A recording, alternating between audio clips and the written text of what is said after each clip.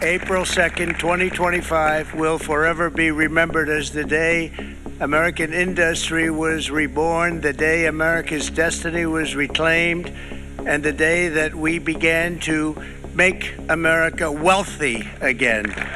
China, first row. China, 67%. That's tariffs charged to the USA, including...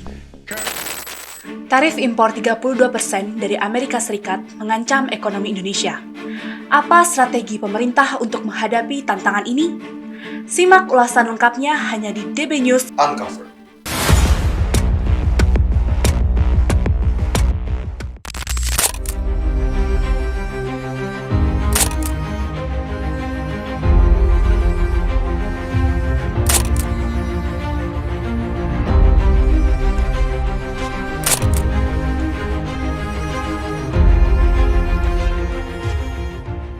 Apa yang terjadi ketika raksasa ekonomi dunia mulai goyah? Dan bagaimana guncangan global ini bisa merembet ke dapur masyarakat Indonesia? Dunia saat ini sedang mengalami turbulensi ekonomi yang cukup mengkhawatirkan. Perlambatan di Tiongkok, krisis perbankan di Amerika Serikat, dan tensi geopolitik yang terus memanas menjadi kombinasi berbahaya yang bisa menyeret Indonesia ke dalam badai. Tapi apakah kita siap? Dalam video ini, kita akan mengupas dampak ekonomi global terhadap Indonesia, dari harga cabai di pasar hingga kurs rupiah di pasar valuta asing.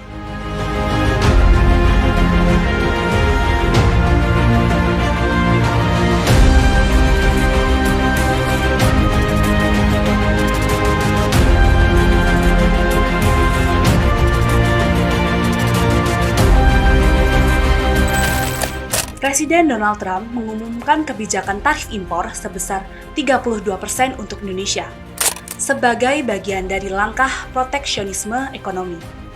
Kebijakan ini bertujuan untuk menekan defisit perdagangan Amerika Serikat, namun berdampak signifikan bagi mitra pedagangnya, termasuk Indonesia. Krisis global sedang terjadi. Apa pemicunya? Ekonomi global tahun ini sedang menghadapi tekanan yang sangat berat. Inflasi yang tinggi masih menghantui banyak negara maju. Bank Sentral Amerika Serikat, the Fed, terus menaikkan suku bunga untuk menekan inflasi. Tapi, langkah ini justru memperlambat laju pertumbuhan ekonomi. Sementara itu, Tiongkok, sebagai mesin pertumbuhan dunia, belum sepenuhnya pulih pasca pandemi. Aktivitas manufaktur mereka melemah, ekspor turun, dan kepercayaan pasar masih rapuh. Di Eropa, energi mahal akibat perang di Ukraina masih jadi persoalan besar. Semua faktor ini menciptakan efek domino yang tak bisa dihindari. Ibaratnya, ketika ekonomi besar seperti Amerika Serikat dan Tiongkok batuk, negara berkembang seperti Indonesia bisa kena flu berat. Mengapa? Karena kita sangat bergantung pada perdagangan dan investasi dari mereka. Inilah yang menjadi awal dari masalah berikutnya.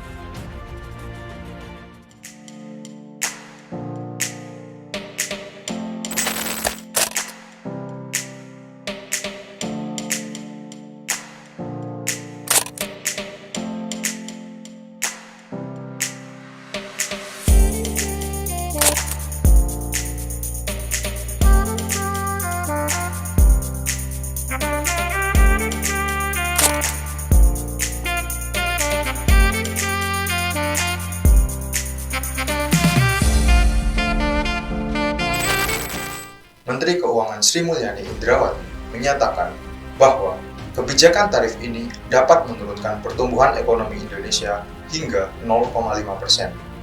Selain itu, nilai tukar rupiah mengalami tekanan dan sektor ekspor menghadapi tantangan besar. Dampak langsung ke Indonesia, dari rupiah melemah hingga PHK massal, dampak dari perlambatan ekonomi global sudah mulai terasa di Indonesia. Nilai tukar rupiah terhadap dolar Amerika Serikat tertekan hingga menyentuh angka di atas Rp16.000. Ini bukan angka yang bisa kita anggap remeh. Ketika rupiah melemah, biaya impor naik dan artinya harga barang juga ikut naik, dari BBM hingga bahan pangan. Sektor ekspor juga terpukul. Industri padat karya seperti tekstil dan sepatu sudah banyak melakukan efisiensi termasuk PHK massal. Ribuan buruh terpaksa dirumahkan. Belum lagi sektor startup digital yang sedang mengalami tech winter.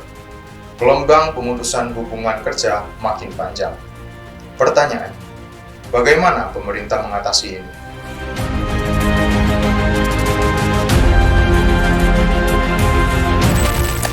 Saudara-saudara, apa yang terjadi sekarang, goncangan dunia akibat negara yang ekonominya terkuat, membuat kebijakan-kebijakan, memberi peningkatan tarif yang begitu tinggi kepada banyak negara. Ini bisa dikatakan menimbulkan ketidakpastian dunia. Banyak negara yang cemas, ya. Padahal sebenarnya pendiri-pendiri bangsa kita dari sejak dulu, dan termasuk saya bertahun-tahun saya sudah ingatkan, mari kita bangun ekonomi kita dengan sasaran berdiri di atas kaki kita sendiri. Pemerintah Indonesia tidak tinggal diam. Presiden Prabowo Subianto menekan pentingnya hubungan dagang yang adil dan setara dengan Amerika Serikat. Delegasi tinggi akan dikirim ke Washington untuk negosiasi, dengan rencana meningkatkan impor produk Amerika Serikat dan mengurangi hambatan non-tarif. Berbagai insentif digelontorkan untuk mendorong konsumsi dalam negeri, mempercepat belanja negara, dan menahan laju inflasi. Program bantuan sosial diperluas, subsidi energi dipertahankan, dan stimulus UMKM kembali diperkuat. Namun, dengan anggaran yang terbatas, kebijakan ini ibarat berjalan di tali yang sangat tipis. Terlalu agresif bisa memicu defisit. Terlalu lemah bisa memperdalam krisis. Pemerintah juga berusaha menarik investor asing lewat hilirisasi industri dan proyek-proyek strategis nasional.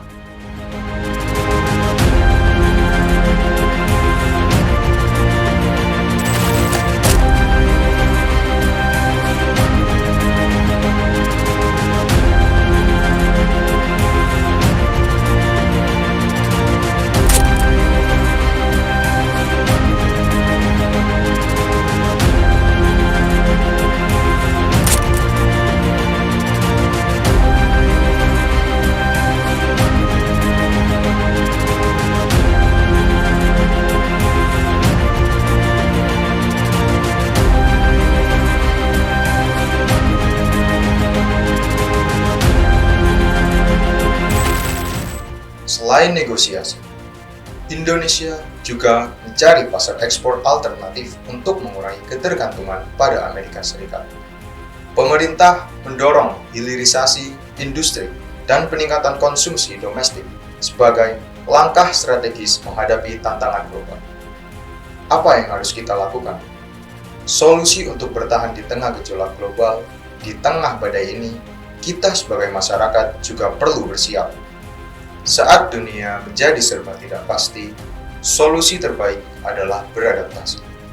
Mengembangkan keterampilan baru, manfaatkan peluang di sektor digital dan lokal. Mendiversifikasi sumber pendapatan bisa menjadi penyelamat. Bagi pelaku usaha, mulailah memikirkan ekspansi ke pasar domestik atau ASEAN.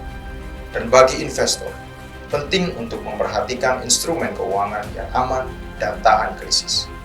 Ingat, krisis bukan hanya tentang kehancuran, tapi juga momen untuk tumbuh bagi mereka yang siap berubah dan bergerak cepat.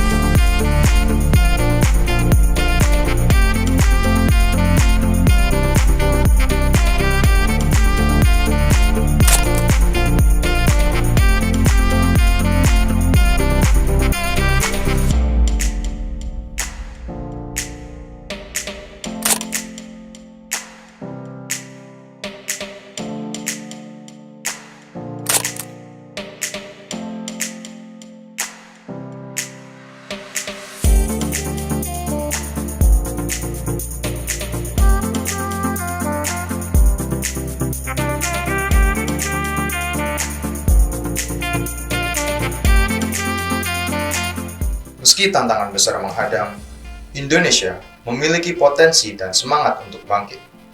Bersama, kita hadapi masa depan dengan optimisme dan strategi yang tepat.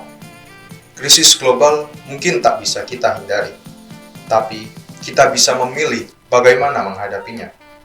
Tetap update, tetap bijak, dan tetap optimis. Terima kasih sudah menonton. Jangan lupa subscribe untuk update terbaru seputar ekonomi global dan dampaknya buat kamu di Indonesia. Sampai jumpa di video berikutnya. Dukung DB News untuk terus menyajikan informasi terkini dan mendalam. Klik tombol subscribe dan aktifkan notifikasi agar tidak ketinggalan update penting lainnya.